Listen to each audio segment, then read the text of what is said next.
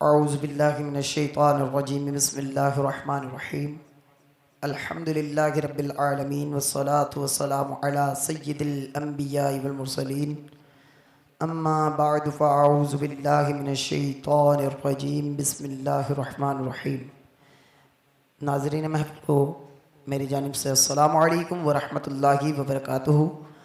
آپ کا میزبان محمد سلیم رضا اتاری ایک بار پھر حاضر خدمت ہے قدر شان رمضان ٹرانسمیشن کے اس پلیٹ فارم سے، اور جیسا کہ آپ کو معلوم ہے کہ الحمدللہ روزانہ ہمارے ساتھ ایک عالم دین ہوتے ہیں، ثنا خان مصطفیٰ ہوتے ہیں، اور ہماری یہ ٹرانسمیشن عروج کی طرف جاری و ساری ہوتی ہے۔ آپ تمام ہی دیکھنے والوں سے گزارش کروں گا کہ تلاوت قرآن کریم سے آج کی اس ٹرانسمیشن کا آغاز ہوا چاہتا ہے۔ جنہوں نے اب تک ہمارے چینل کو شیئر نہیں کیا، کوشش کریں کہ زیادہ سے زیادہ شیئرنگ کر لیں تاکہ زیادہ سے زیادہ لوگوں تک یہ دین کا پیغام پہنچ سکے۔ اب تمام ہی سے ایک بار پھر گزارش کروں گا کہ جتنا ہو سکے ہمارے اس فیس بک پیج کو لائک بھی کریں اور شیئر بھی کریں تاکہ زیادہ سے زیادہ لوگوں تک آج کی جو رات کا یہ پیغام ہے پہنچ سکے۔ تلاوت قرآن کریم سے آج کی اس بابرکت محفل کا آغاز حسنین طاری سے گزارش کروں گا کہ تلاوت قرآن کریم سے آج کی اس بابرکت محفل کا آغاز کریں۔ قبل اس سے تعارف پیش کرتا چلوں کہ الحمدللہ آج جو ہمارے ساتھ حضرت علامہ مولانا عبدالخالق سکندری دامت برکاتہم العالیہ تشریف فرما ہیں، اور میرے دائیں جانب حضرت جناب محترم ثنا خان مصطفیٰ بہت ہی پیارا پڑھتے ہیں، پنجاب سے ان کا تعلق ہے، داتا کی نگری سے ماشاءاللہ تشریف لائے ہیں۔ اسد اتاری ماشاءاللہ بہت ہی خوبصورت پڑھتے ہیں، اللہ پاک انہیں اپنی برکتوں سے مالا مال فرمائے۔ اور حسنین رضا اتاری تشریف فرما ہیں۔ قبلہ محترم تینوں ہی احباب کو قدر شان رمضان کی پوری ٹیم کی جانب سے خوش آمدید پیش کرتا ہوں، اور تلاوت قرآن کریم سے آج کی اس بابرکت ٹرانسمیشن کا آغاز ہوا چاہتا ہے۔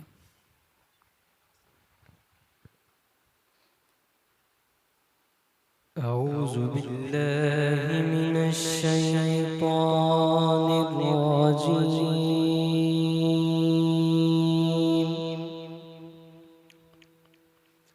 بسم اللہ الرحمن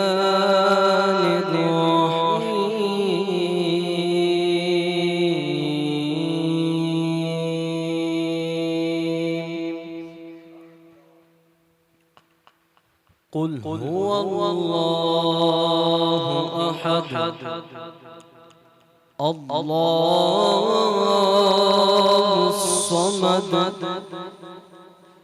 لم يلد ولم يولد ولم يكن له كفوا أحد۔ آمنت بالله صدق اللہ العظیم۔ سبحان اللہ سبحان اللہ۔ تلاوت قرآن کریم سے آج کی اس بابرکت قدر شان رمضان ٹرانسمیشن کا آغاز ہو چکا ہے۔ حمد باری تعالیٰ کے لیے میں دعوت دوں گا، میرے بہت ہی پیارے بھائی اسد اتاری سے گزارش کروں گا کہ حمد باری تعالیٰ کے ذریعے ہمارے دلوں کو منور فرمائیں۔ جزاکم اللہ خیر و احسن الجزا۔ درود پاک پڑھی صلی اللہ علیہ یا رسول اللہ وسلم علیک یا حبیب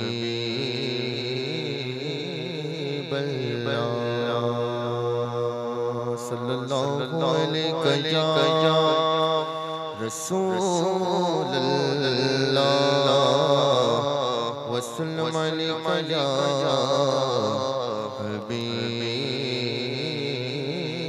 اللہ۔ لا الہ الا اللہ، لا الہ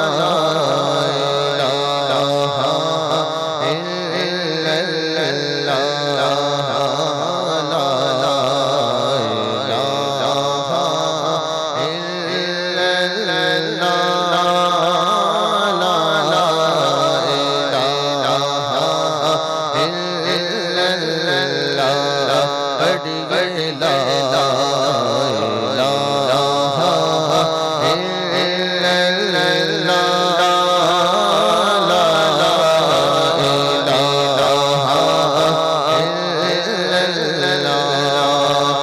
حسبی ربی جل اللہ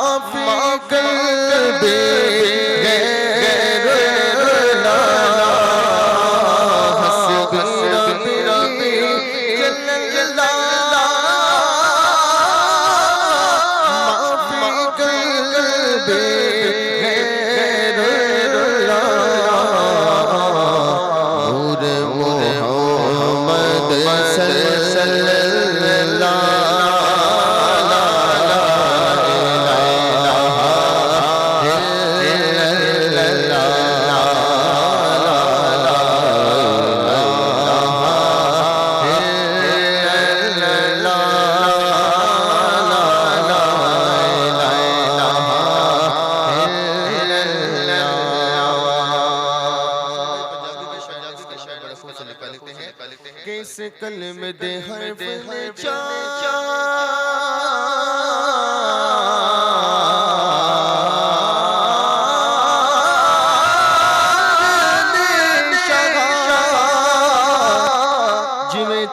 چار بھی دے یار شاہ اس کلمے دے حرف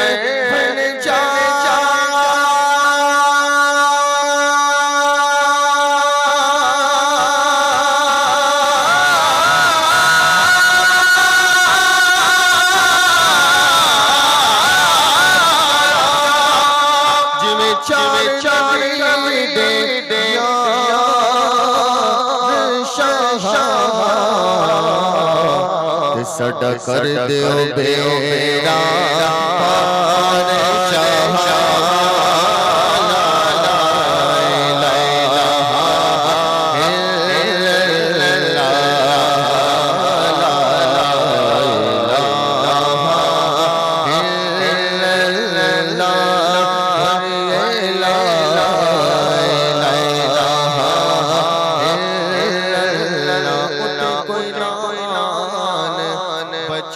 چاہا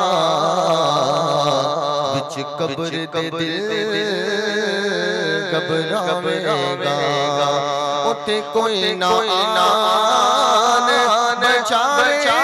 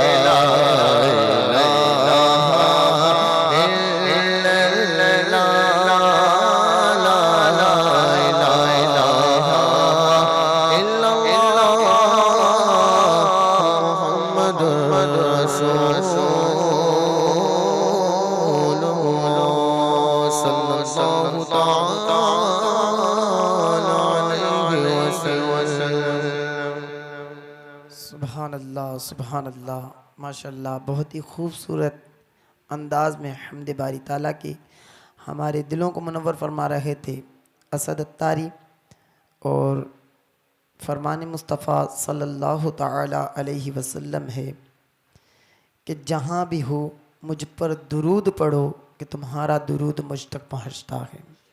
تو آئیے نیت کرتے ہیں، میں بھی نیت کرتا ہوں، آپ بھی نیت کریں کہ آج طاق رات ہے، تو جتنا ہو سکے آقا علیہ الصلاۃ والسلام کی بابرکت ذات پر درود پاک پڑھ کے رب سے دعا کریں گے تو انشاءاللہ ہمارا بیڑا پار ہو جائے گا، کیونکہ طاق رات جو آتی ہے تو یہ طاق راتوں کے اندر ہمیں لیلۃ القدر کی رات جو ہے وہ تلاش کرنی ہے، اور یہ لیلۃ القدر کی جو رات ہے یہ 1000 راتوں سے افضل رات ہے۔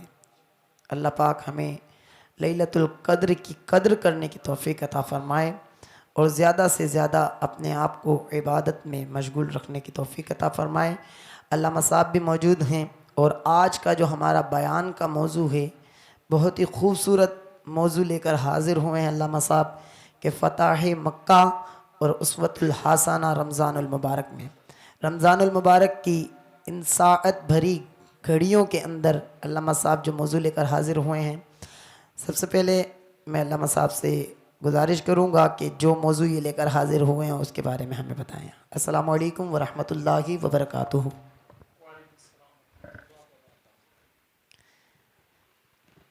وعلیکم السلام ورحمۃ اللہ وبرکاتہ۔ کیسے ہیں علامہ صاحب؟ خیریت سے ہیں آپ؟ الحمدللہ، پہلے تو آپ کا بہت شکریہ، آپ نے مدعو کے آپ کے تمام ٹیم کے احباب کا میں شکر گزار ہوں، اور بیٹھے ہوئے احباب کا بھی۔ دیکھیں، جو آج کا ہمارا عنوان ہے جس پر میں بات کرنے کی کوشش کروں گا، وہ پہلے تو میں لیٹ کے لیے معذرت خواہ ہوں کہ آپ کو انتظار کرنا پڑا، اور ہم اتنے بڑے لوگ ہیں نہیں کہ انتظار کروایا جائے، مگر حالات کی نزاکت ایسی تھی کہ بھئی فتح مکہ رمضان المبارک میں ہوئی۔ علامہ صفی الرحمن مبارک پوری نے الرحیق المختوم ایک بڑی ضخیم کتاب لکھی ہے، اس میں یہ مضمون وارد ہے کہ رسالت مآب صلی اللہ علیہ وسلم مکہ جو فتح کیا، اس سے قبل ہمیں صلح حدیبیہ کو تھوڑا سا سمجھنا پڑے گا کہ صلح حدیبیہ کے ہی اس فتح مکہ اور صلح حدیبیہ کی آپس میں کڑیاں ملی ہوئی ہیں کہ جب صلح حدیبیہ رسالت مآب صلی اللہ علیہ وسلم اور مشرکین مکہ کے درمیان میں یہ معاہدہ ہوا، اس میں پہلی شرط تھی کہ اس مرتبہ آپ واپس جائیں گے اور دوسری سال آپ آئیں گے اس کے لیے عمرے کی سعادت کے لیے، مگر تلواریں آپ کی میانوں میں ہوں گی۔ اور دوسری بات انہوں نے یہ کہی کہ اگر بالفرض ہمارا کوئی بندہ آپ کے پاس مسلمان ہو کر آیا تو آپ واپس کر دیں گے، اور اگر ہمارا کوئی مشرک بندہ ہے جو آپ کے پاس مسلمان ہو گیا ہے اور مرتد ہونا چاہتا ہے، واپس ہمارے پاس آنا چاہتا ہے، تو آپ روکیں گے نہیں۔ اور بھی کچھ شکیں تھی، رسالت مآب صلی اللہ علیہ وسلم نے فرمایا ٹھیک ہے۔ یہاں تک کہ صحابہ حضور صلی اللہ علیہ وسلم کے بارگاہ میں عرض کرنے لگے کہ یا رسول اللہ، یہ تو ہمارے فیور میں نہیں ہے، مگر جہاں نبی کی نظر تھی صحابہ کی کہاں نظر پہنچی۔ اور اس سے فتح مبین قرآن میں کہا ہے، فتح مبین۔ تو ایک سال گزرا، اس کے بعد دوسرا سال گزرا، تو آپ صلی اللہ علیہ وسلم نے صحابہ کو کہا کہ آپ تیاری پکڑیں۔ 10,000 کا ایک لشکر رسالت مآب صلی اللہ علیہ وسلم نے تیار کروایا، اور آپ نے اس کی قیادت کی اور آپ نکل پڑے۔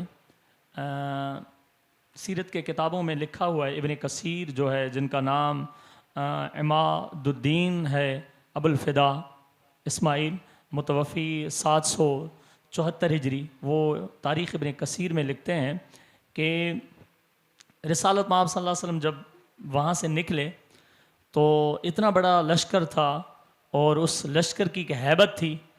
تو راستے میں ایک کتیا اپنے جو ہے نا بچے کو دودھ پلا رہی تھی، تو رسالت مآب صلی اللہ علیہ وسلم نے ایک صحابی کو کہا کہ تم برابر میں کھڑے ہو جاؤ اس کے، جب تک پورا لشکر گزر نہ جائے تب تک تم یہاں سے ہٹنا نہ کہ کہیں اسے کوئی نقصان نہ پہنچے۔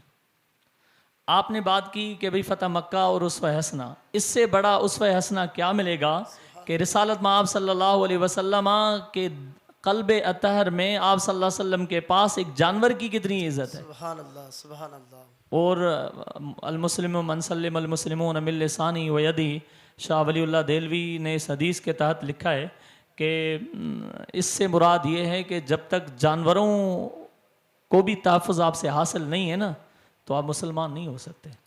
تو ہمیں تو چاہیے کہ پڑوسی اڑوسی کا خیال کریں اور جانوروں کا بھی ہم خیال کریں۔ بہرحال رسالت مآب صلی اللہ علیہ وسلم آگے بڑھے تو مر الزہران ایک مقام ہے مکہ المکرمہ سے باہر، آپ صلی اللہ علیہ وسلم نے فرمایا یہاں پڑاؤ ڈالو، اور آپ نے فرمایا کہ 10-10 50-50 100-100 کی ٹولیاں بنا کے اور آگ جلاؤ، ڈیے جلاؤ، اور مکے والوں کو پہلے ہی باور ہو جائے کہ یہ لشکر کتنا بڑا ہے۔ اور ایکچوئل مینٹلی آپ صلی اللہ علیہ وسلم ان کو فتح کرنا چاہتے تھے کہ وہ لو لشکر دیکھیں اور سلینڈر کر دیں، ہتھیار پھینک دیں اور جنگ کی کوئی نوبت نہ آئے۔ اور ایسے موقع پر تو آدمی کے پاس جب پاور آئے نا تو آدمی تو نہ آؤ دیکھتا ہے نہ تاؤ دیکھتا ہے، مگر رسول اللہ صلی اللہ علیہ وسلم کی دور اندیشی، حکمت عملی اور عفو درگزر کا معاملہ اتنا کہ رسالت میں آپ صلی اللہ علیہ وسلم نے فرمایا کہ اس سے مکے والوں پر ہیبت طاری ہو جائے اور اپنی تلواریں وہ میانوں میں رکھیں، کیونکہ آج اگر انہیں تلواریں ہم سے ٹکرائی نا تو نہ وہ تلواریں رہیں گی نہ وہ خود رہیں گے۔ تو آپ صلی اللہ علیہ وسلم نے آگ جلوائی اور صحابہ بیٹھے ہوئے تھے اور تلواریں میانوں سے نکلی ہوئی تھی۔ جب صبح ہوئی تو آپ صلی اللہ علیہ وسلم قصوہ اونٹنی پر سوار تھے اور دیسے ڈائریکٹ مطاف، اور جو لوگ گئے ہیں الحمدللہ میں بھی 2019 میں گیا تھا، تو تقریباً مطاف جو ہے نا حرم آدھا کلومیٹر چل کے جانا پڑتا ہے اس مطاف کے حدود میں، مگر اس زمانے میں ایسی کوئی بالکل چکر نہیں تھا۔ تو اب تو ماشاءاللہ توسیع ہو گئی حرم پاک کی۔ رسالت میں آپ صلی اللہ علیہ وسلم اپنی اونٹنی مبارک میں تھے اور جب مطاف میں پہنچے نا تو ادھر آپ صلی اللہ علیہ وسلم نے نعرہ بلند کیا، اللہ اکبر اللہ اکبر۔ تو 10,000 کا جو لشکر تھا، جب انہوں نے یہ نعرہ بلند کیا اللہ اکبر، تو اہل مکہ تو پریشان ہو گئے اور وہ ہیبت چھا گئی کہ وہ کوئی بات نہ کر پائے۔ آپ صلی اللہ علیہ وسلم اندر داخل ہوئے کعبۃ اللہ شریف میں، اور کعبے میں جب داخل ہوئے تو 360 بت پڑے ہوئے تھے۔ یہاں سلیم بھائی آپ اس نقطے کو سمجھیں کہ یہ بت جو ہے 13 سال مکی زندگی پڑے ہوئے تھے، 8 سالہ مدنی زندگی پڑے ہوئے تھے، یعنی جو برائی ہے اسے ہاتھ سے آپ تب روکیں گے جب اقتدار آپ کے ہاتھ میں ہوا۔ اب اقتدار آیا، لا الہ الا اللہ محمد رسول اللہ، کہ نہیں ہے کوئی بھی معبود اللہ کے سوا، یہ حضور نے کہا، مگر بت وہیں کعبے میں آویزہ ہیں پڑے ہوئے، کیونکہ قول سے کہا مگر عملی طور پر اس پر عمل تب کروایا جائے گا جب اقتدار ہاتھ میں آیا۔ جب رسالت میں آپ صلی اللہ علیہ وسلم نے مکہ فتح کیا تو ان بتوں کو گرا دیا، اور آپ صلی اللہ علیہ وسلم پڑھتے کہ جا الحق وزهق الباطل ان الباطل کان زہوقا، کہ حق آ گیا ہے باطل چلا جائے گا، یعنی یہ بت باطل ہیں۔ اور اس کے بعد آپ صلی اللہ علیہ وسلم نے فرمایا کہ الیوم یوم الملحمہ، آج تو معافی کا دن ہے، لا تثریب علیکم اليوم۔ جو مشرکین مکہ کو سامنے پیش کیا گیا تو آپ نے فرمایا کہ تم کیا کیا سمجھتے ہو کہ میں تمہارے ساتھ کیا کروں گا؟ تو انہوں نے کہا کہ آپ کریم ہیں، کریم کے بیٹے ہیں، ہمیں تو آپ سے اچھائی کی امید ہے، اچھا کی توقع ہے، آپ ہمارے ساتھ اچھائی کریں گے۔ تو آپ نے فرمایا کہ میں تمہارے ساتھ وہ معاملہ کروں گا جو یوسف علیہ السلام نے اپنے بھائیوں کے ساتھ کیا تھا، ٹھیک ہے نا؟ یعنی وہ معاملہ، دوستو ویسے ہی قابل شفقت ہوتے ہیں، دشمن جنہوں نے گھر سے نکالا تھا، بھئی آپ ذرا یہ کہنے کی بات ہے ہمیں ہمارے گھر سے کوئی نکالے تو مرنے تک ہمارے دل سے وہ دکھ جاتا نہیں ہے، اور نبی کریم صلی اللہ علیہ وسلم کا نکلنا مکہ المکرمہ سے ان مشرکین مکہ کی وجہ سے تھا، مگر جب آپ صلی اللہ علیہ وسلم کا لو لشکر اور اقتدار ہاتھ میں آیا تو آپ صلی اللہ علیہ وسلم نے فرمایا کہ آج تم پر کوئی ملامت نہیں ہے، نہ تمہیں کوئی پریشانی ہے۔ اور اس کے بعد میں اس میں رحیق المختوم میں پڑھ رہا تھا واقعہ کہ آپ صلی اللہ علیہ وسلم نے نماز پڑھائی اور صحابہ نے صفیں باندھی، اور نماز کے بعد پھر صبح کا جب وقت ہوا چاشت کا تو آپ صلی اللہ علیہ وسلم ام ہانی کے گھر میں تشریف لے آئے۔ اس کو آپ صلی اللہ علیہ وسلم نے اپنی بہن کہا ام ہانی، اور انہی کے گھر سے آپ صلی اللہ علیہ وسلم معراج پر تشریف لے گئے تھے، تو وہاں 8 رکعتیں نماز بھی پڑھی۔ تو کچھ مورخین لکھتے ہیں، محدثین لکھتے ہیں کہ بھئی یہ شکرانے کی نماز تھی، کچھ کہتے ہیں چاشت کی نماز ہے۔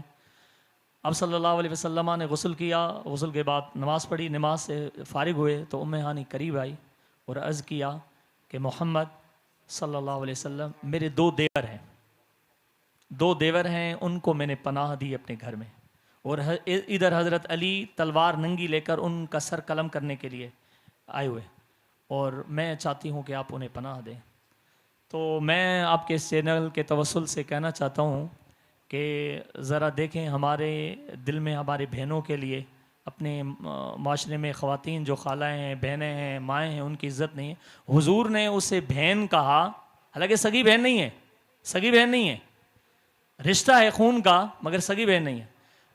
اس نے کہا یا رسول اللہ آپ انہیں پناہ دیں، تو آپ نے فرمایا ام ہانی جسے تو نے پناہ دی ہے محمد صلی اللہ علیہ وسلم بھی اسے پناہ دیتا ہے۔ سبحان اللہ سبحان اللہ سبحان اللہ، ماشاء اللہ۔ آج ہم بہنوں کو منہ نہیں لگاتے، نعوذ باللہ من ذالک، بیاہ کے جاتی ہیں تو ہم ان سے پوچھتے بھی نہیں ہیں کہ کیا حال ہے۔ حضور کے اسوہ حضور کا یہ ہے کہ حضرت علی ادھر ننگی تلوار لے کر کھڑے ہیں اور حضور فرما رہے ہیں ام ہانی، حضرت علی کو دے کر، ام ہانی جسے تو نے پناہ دی ہے محمد صلی اللہ علیہ وسلم نے اسے پناہ دی۔ تو اس اسوہ سے ہمیں سیکھنا چاہیے کہ ہمارے اندر اس اسوے کی تھوڑی کمی ہے، اگرچہ علم اور عبادت کی کمی نہیں ہے، اسوہ کی کمی ہے، اس اسوہ کو ہمیں ڈیولپ کرنا چاہیے۔ ویسے علامہ صاحب ہمیں حضور علیہ الصلوۃ والسلام کے اسوۃ الحسنہ سے ہمیں سبق کیا ملتا ہے، ذرا یہ بھی اگر بتا دیں گے ہمارے ناظرین کو تو آسانی ہوگی ہمیں آگے اپنی زندگی گزارنے کے اندر۔ زبردست آپ نے بات کہی۔ دیکھیں کہ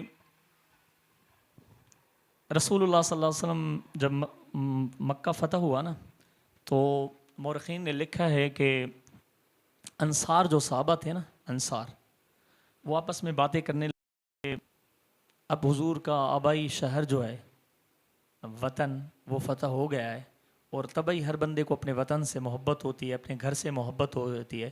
جس گھر میں جس شہر میں رسول اللہ علیہ وسلم کی ولادت ہوئی ہے، اور اب حضور کو موقع ملا ہے ایک شاہانہ انداز میں اور ایک اپنے افواج کے ساتھ، تو کہیں حضور یہاں نہ ٹھہر جائیں، ہمارے ساتھ کہاں چلیں گے؟ تو آپ صلی اللہ علیہ وسلم نے جب انہیں دیکھا کہ صفا کے قریب یہ باتیں کر رہے ہیں، تو آپ نے فرمایا کہ انصار یہ میں آپ کی چھ میں گویاں سن رہا ہوں، کیا ہو رہا ہے؟ تو سب نے کہا یا رسول اللہ کچھ نہیں، بس ہے۔ آپ نے فرمایا نہیں بتاؤ۔ تو انصار نے کہا یا رسول اللہ نہیں، بس آپس میں باتیں۔ آپ نے جب اصرار کیا تو انہوں نے کہا کہ یا رسول اللہ ہم سمجھ رہے ہیں کہ کہیں آپ مدینہ چھوڑ نہ دیں اور واپس مکے میں۔ تو کیا صفی الرحمن مبارک پوری نے ایک نقطہ لکھا ہے کہ حضور نے فرمایا کہ تو اب تو بقایا ظاہری جو زندگی ہے وہ تمہارے ساتھ ہی ہے، سبحان اللہ سبحان اللہ۔ اور جو دکھ کے دن تھے تم نے مجھے قبول کیا، آج بظاہر سکھ کے دن ہے تو محمد صلی اللہ علیہ وسلم آپ کے ساتھ ہوگا۔ تو اس اسوے سے ہمیں سیکھنا چاہیے کہ اپنوں کو کبھی بھی کسی حالت میں فراموش نہیں کرنا چاہیے، ان کی دلجوئی کرنی چاہیے۔ اپنا آبائی وطن، اپنا گھر، سب کچھ قربان کیا دین کے خاطر، مگر جو دین کے فالوور ہیں کبھی بھی ان کا دل برداشت ہونے نہیں دیا، ہمیشہ ان کی دلجوئی آپ صلی اللہ علیہ وسلم نے کی۔ سبحان اللہ سبحان اللہ ماشاء اللہ۔ اب وقت ہوا ہے ایک کلام شامل کرتے ہیں، اس کے بعد پھر علامہ صاحب سے سوال جواب کا سلسلہ جاری رہے گا۔ حسنین رضا عطاری موجود ہیں، میں گزارش کروں گا حسنین بھائی سے کہ حضور کی شان میں کلام سنا کر ہم تمام کے دلوں کو مستفیض فرمائیں۔ مل کے درود پاک میں شامل ہو جائیں۔ صلی اللہ علیہ یا رسول اللہ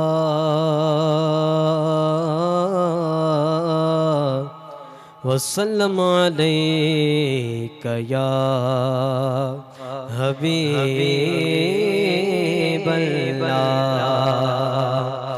حسرتیں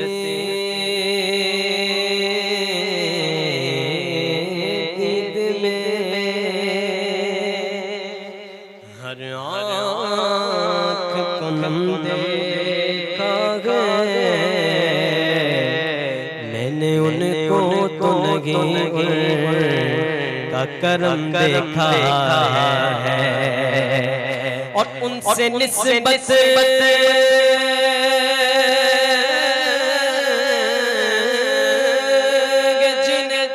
جن وہ بڑے آرام سے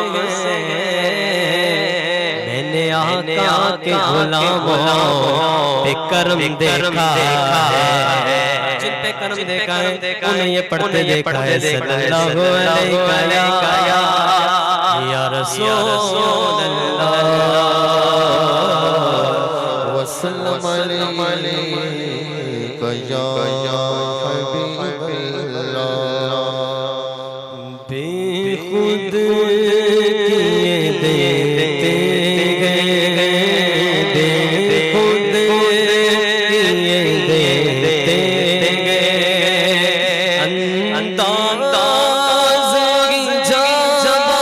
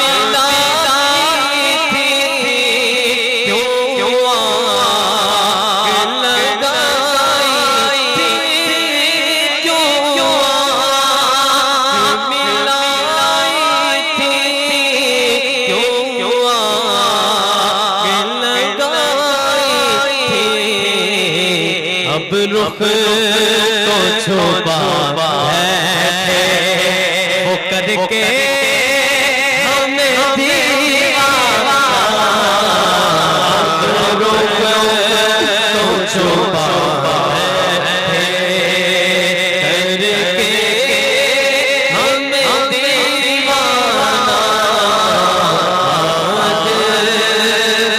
تجھے رکھ لو اتنا تو کرم کرنا اے چشم کریمہ اتنا کرم کرنا اے چشم کریمہ اتنا تو کرم کرنا اے چشم کریمہ کہ جب جان لبوں پر ہو تم سامنے آ جانا جب جان لبوں پر ہو تم سامنے آ جانا جے موت پھرتے آوے ہزار بار ایک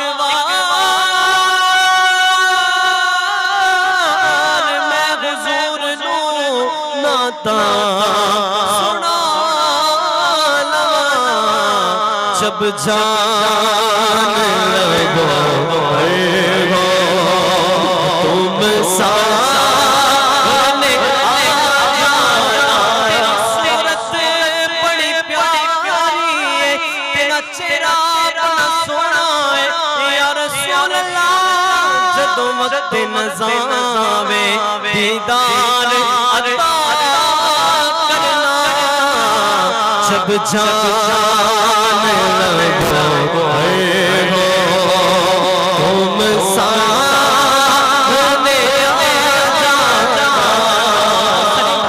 اور بے دم میری قسمت میں سجدے اسی در میری قسمت میں سجدے اسی در چھوٹا ہے نہ چھوٹے گا چھوٹا ہے نہ چھوٹے گا اس سنگے گلے جانا چھوٹا ہے نہ چھوٹے گا اس سنگے گلے جانا بے خود کیے دے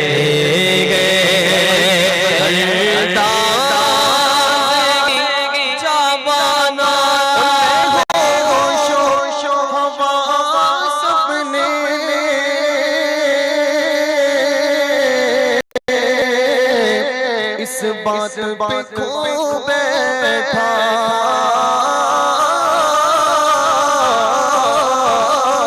میں ہوش و حواس اپنے اس بات پہ کھو بیٹھا جب تو نے کہا دیکھو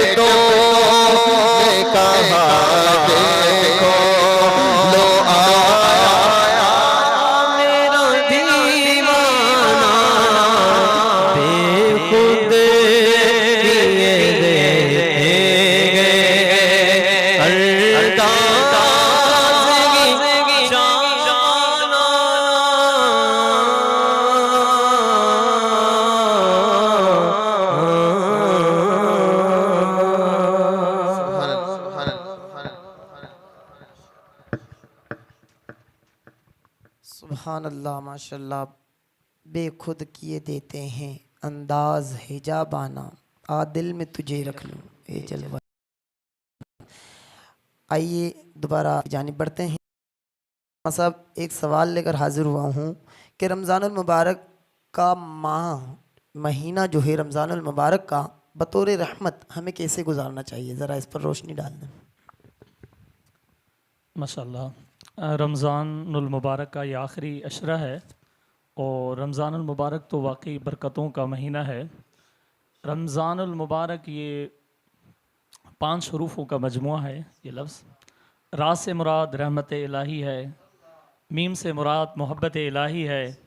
یعنی جو رمضان میں روزے رکھتا ہے، قیام کرتا ہے، وہ را سے مراد رحمت اللہ کی پاتا ہے، سبحان اللہ. اور میم سے مراد اللہ کی محبت پاتا ہے. سبحان اللہ. بھئی جب اللہ کی محبت پالی تو پھر میرے خیال میں کسی اور کی محبت کی ضرورت ہی نہیں. اور اس کے بعد ہے دعات.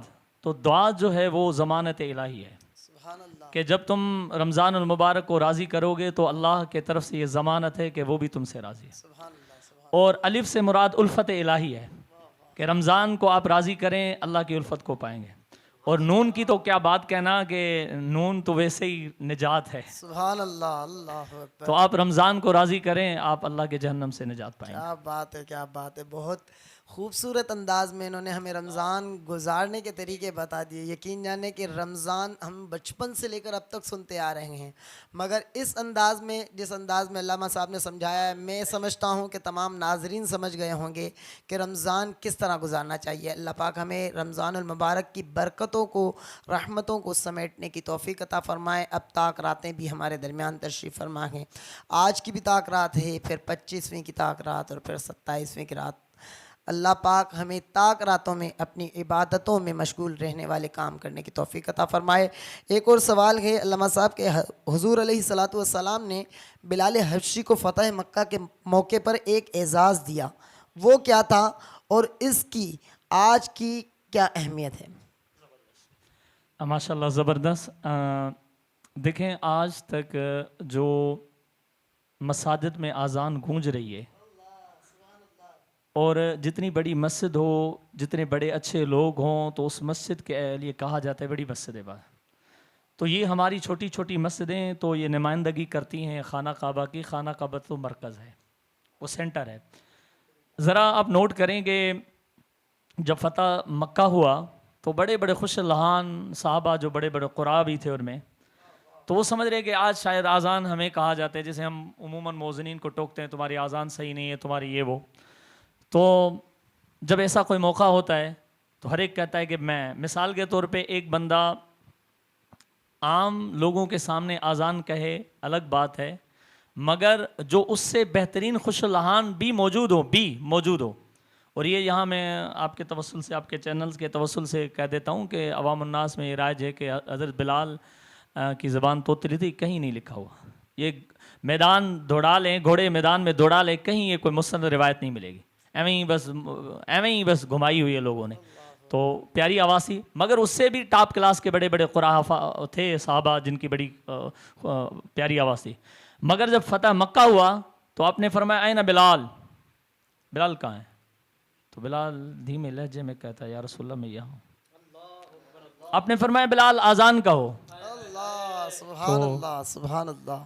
تو بلال نے کہا جی یا رسول اللہ آپ کا حکم ہو. تو آپ نے فرمایا بلال کہاں کہو گے؟ یا رسول اللہ جہاں آپ ہیں. آپ نے فرمایا کعبے کے چھت پہ چڑھ جاؤ. اللہ اللہ. سبحان اللہ. ایک حبشی وہ عرب جو اپنے آپ کو فصیح بلی پتہ نہیں کیا کیا کہتے تھے، تکبر میں تو ان کا کوئی ثانی نہیں تھا. ان سارے مشرکین اور مسلمان جو صحابہ تھے، ان سب کے سامنے رسول اللہ صلی اللہ علیہ وسلم نے بلال کی ایک عزت رکھوائی، اور آپ نے کہا کعبے کے چھت پر چڑھ کے اذان دو. اور اس کے بعد بلال نے عرض کیا رسول اللہ میں ویسے تو کعبۃ اللہ کے طرف، آپ دیکھیں نا اذان ہم کہتے ہیں نا تو رخ ہوتا ہے کعبے کی طرف، کہاں کیا جائے؟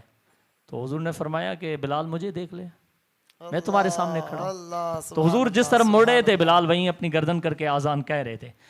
تو اس سے ہمیں یہ بھی پتہ چلا کہ جو آپ ان دنوں میں جب مشکل ہو اور پھر جب کوئی اعزاز ہو تو آپ انہیں کبھی نہ بھولیں، میرے نبی نے تو کبھی انہیں نہ بھولا۔ اللہ سبحان چلے زمین پر قدم کی آہٹ بہشت والوں کو دے سنائے، چلے زمین پر قدم کی آہٹ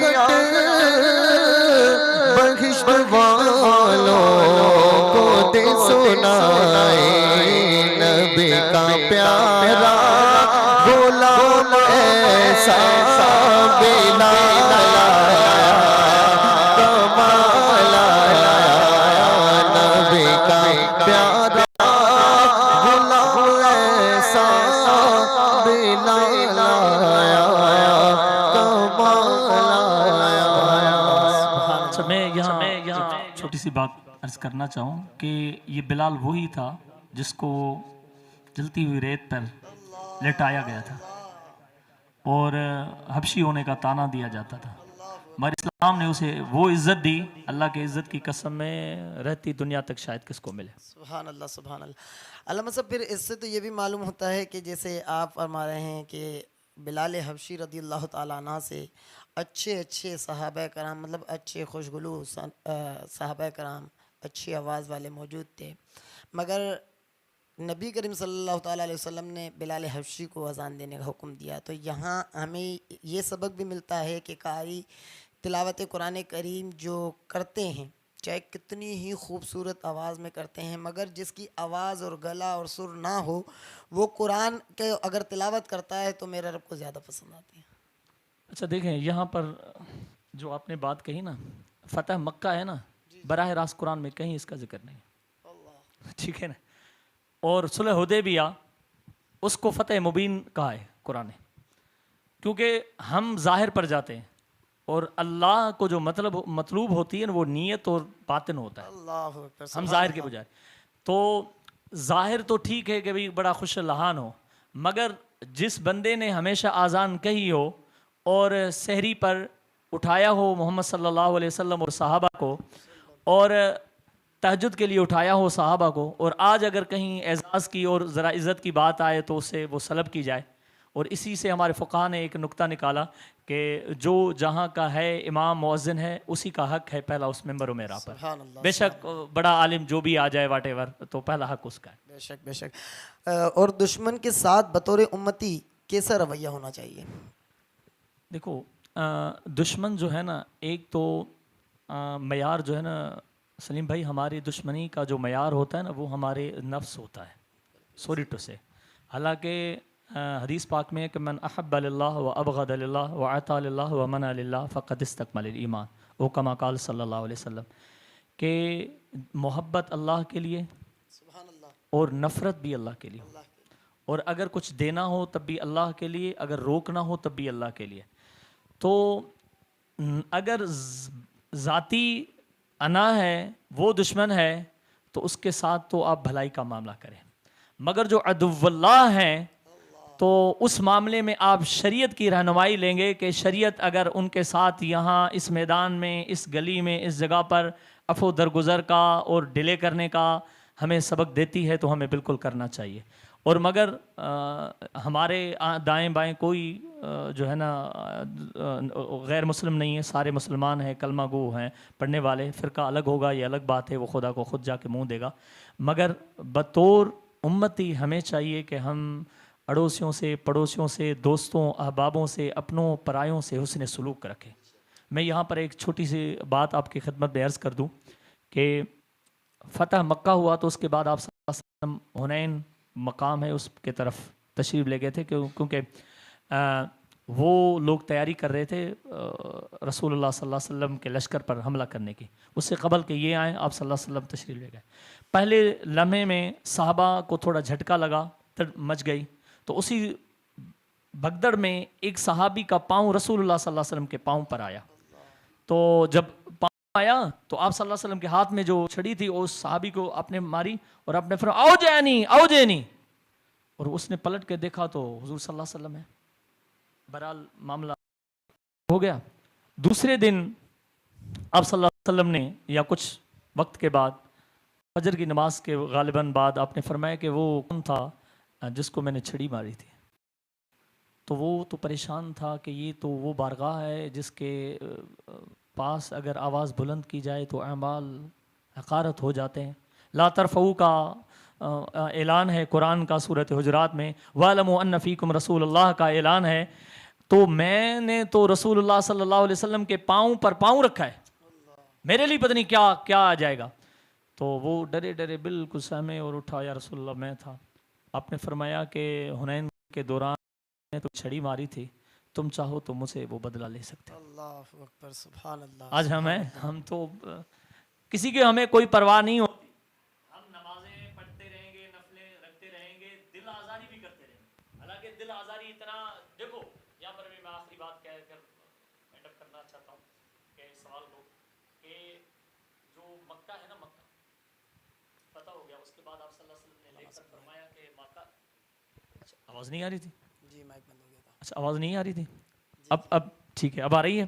تو فتح مکہ جب ہو گیا تو کعبۃ اللہ شریف کے طرف رسول اللہ نے دیکھ کر کہا کہ کعبہ تیری اللہ کے پاس بڑی عزت ہے، مگر اللہ کے عزت کی قسم، ایک مومن کی عزت آبرو جان تم سے زیادہ اللہ کو عزیز ہے۔ اللہ، سبحان اللہ، سبحان اللہ، سبحان اللہ۔ اور آخری سوال کہ رمضان المبارک میں فتح مکہ ہمیں کیا پیغام دیتا ہے؟ زبردست، یہ تو آپ نے دکھتی رگ پہ ہاتھ رکھ دیا۔ ہماری پبلک تو ماشاءاللہ روزہ رکھنے کے بعد سمجھتے ہیں کہ سارے کاموں سے آزاد ہے۔ وہ ایک جرمن لڑکی تھی، اس نے کہا کسی کو کہ بھئی یہ روزہ تم کیوں رکھتے ہو؟ تو اس نے کہا کہ کیوں؟ کہا بھوکے پیاسے رہنے کا کیا فائدہ؟ اس نے کہا بھوکا پیاسا نہیں رہنا، روزے میں جھوٹ نہیں بولنا، بےمانی نہیں کرنی، خدا نہیں کرنا۔ تو اس نے کہا کہ یہ تو تم بارے میں ہو کہ سال میں ایک مہینہ ایسا آتا ہے تو سال پورا ایسے گزارنا پڑتا ہے۔ تو مسلمان کو یہ رمضان سبق دیتا ہے کہ روزہ بے شک ہو مگر کام سے راہ فرار اختیار نہیں کرنی۔ روزہ رکھنے کے بعد یہ نہیں کرنا کہ بس سونا ہی ہے اور پھر مغرب پہ جا کے اٹھنا ہے، یہ نہیں ہے۔ دیکھو اسلام کا پہلا مرکہ جو بڑا بدر ہوا وہ بھی رمضان میں، اور فتح مکہ بھی رمضان میں۔ یہ درس دیتا ہے کہ صحابہ نے روزہ رکھ کے بھی جہاد کیا ہے۔ سبحان اللہ، سبحان اللہ، سبحان اللہ۔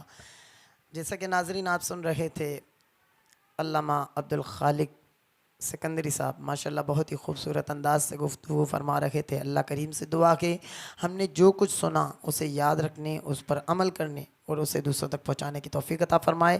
ابھی ہمارے ساتھ ایک کمسن سناخہ موجود ہیں، کمسن سناخہ موجود ہیں۔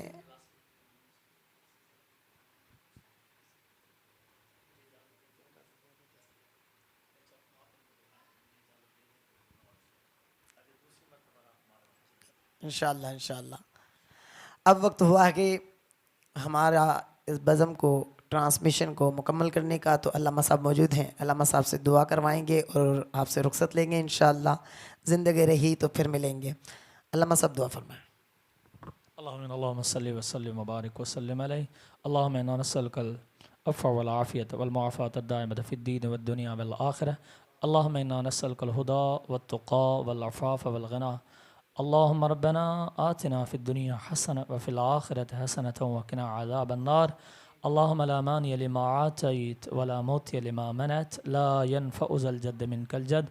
اے اللہ جو درست باتیں ہماری زبان سے نکلی، اے اللہ وہ تیری طرف سے رحمت تھی، اور جو لفظ نکلا ہمارے زبان سے وہ بے شک ہماری اپنی ہی نفس کے طرف سے تھا، اپنی ہی کم علمی کی وجہ سے تھا۔ اللہ اس سے درگزر فرما، اسی بات کو ہمارے ذہنوں میں راسخ فرما۔